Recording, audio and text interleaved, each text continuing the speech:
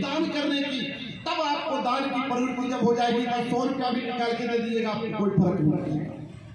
समझ पाए तो ताली बजाइए, देखिए नहीं, ये आपके लिए कह रहा हूं, हम भी दान करते हैं।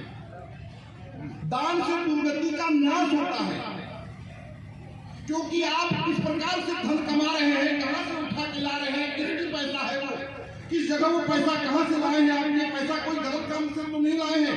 उस पैसे की शुद्धि करने के लिए दान किया जाता है। मंदिर में ब्राह्मण को, सभी ब्राह्मण को दान न करिए, जिस ब्राह्मण का आपको फायदा हो रहा है, जिस ब्राह्मण आपको सुना रहा है, जो ब्राह्मण जो भजन गा के सुना रहा है, गा रहा है, वेद सुना रहा है, आपके घर की पूजा कर रहा है, या कोई गरीब आदमी जिसकी बेटी शादी है जो लेने जोग्य है, उसको दे करके अपने धन की शुद्धि करिए। क्योंकि आपका कमाया हुआ धन में बहुत लोगों का हिस्सा है। आप अकेला कमाने वाले हैं, लेकिन उस पैसे में आपका अधिकार नहीं है, उस पैसे में बहुत जीवों का अधिकार है। माँ, आप इस बात को गांठ में बांध लो, पैसा आप अपने पति के जेब से निकाल लेती हो, रख लेती हो, क्योंकि वो तुम्हारा पति है, लेकिन उस पैसे में सिर्फ तुम्हारा अधिकार नहीं है। उस पैसे में कल बीमार सास हो जाएगी, उस पैसे में सास का भी अधिकार है। उस पैसे में तुम्हारी माँ भी कभी बीमार हो जाएगी, उस माँ का भी अधिकार है। उस पैसे में कोई आया हुआ व्यक्ति भूखा है, उसको खिलाने के लिए अगर पाव भर आटा लाना हो, उस पैसे में उसका भी अधिकार है। एक व्यक्ति कमाता है, उस पैसे में बहुत लोगों का अधिकार है। इसलिए दान से दुर्गति का नाश होता है, इसलिए दान किया जाता है। आइए, आप सभी लोग जानते हैं, जहां भी यज्ञ होता है, भगवान राम जी ने वरदान दिया है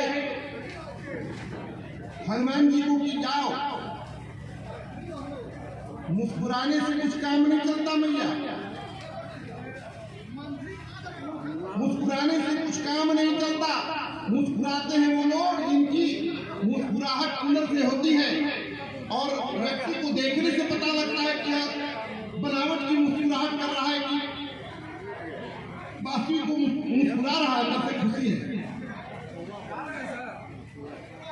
जिस प्रकार पानी का जब प्यास लगता है व्यक्ति को, जल का प्यास जब आपको प्यास लगता है तो किसी को बोलने की जरूरत नहीं है, आप अनायास निकलता है कि भैया एक गिलास पानी पिलाओ। अगर घर पिए तो अपने पानी मांग पी जाती है, मांगने की किसी को मांगते नहीं है, अपना हाथ जगन्नाथ, पानी लिए पी लिए जितना मांगना।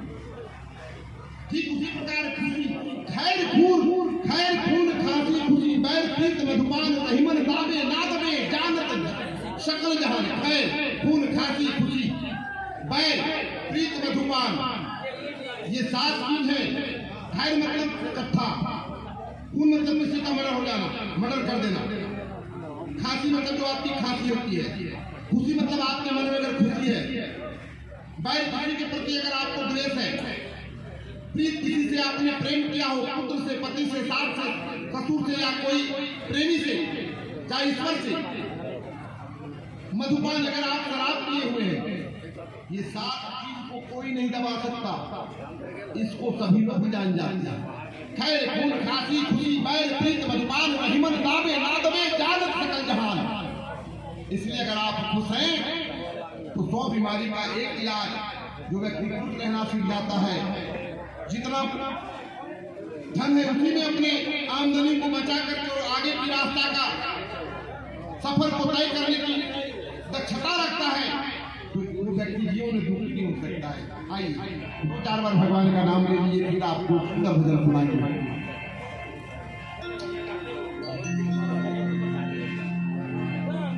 पावन परम पुनीता, पावन परम पुनीता, भजो रे मन श्री राम सीता। चित्रकूट के घाट में भई संतन के भी,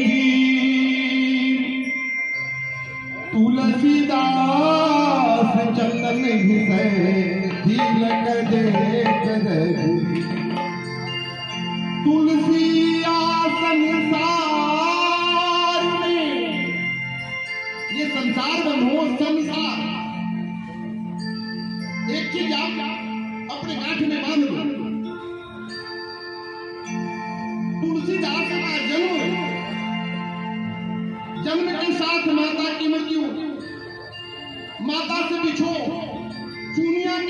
में चले गए। दासी चूनिया ने पालन किया, चूनिया मर गई। अब न पिताजी है न माताजी है न चूनिया है। अनाथ बच्चे का भरण पोषण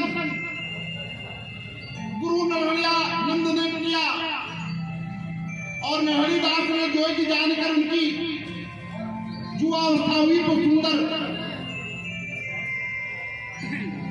सुंदर कन्या देखकर भरद्वाज गोत्र की कन्या रत्नावली से विवाह करा दिया।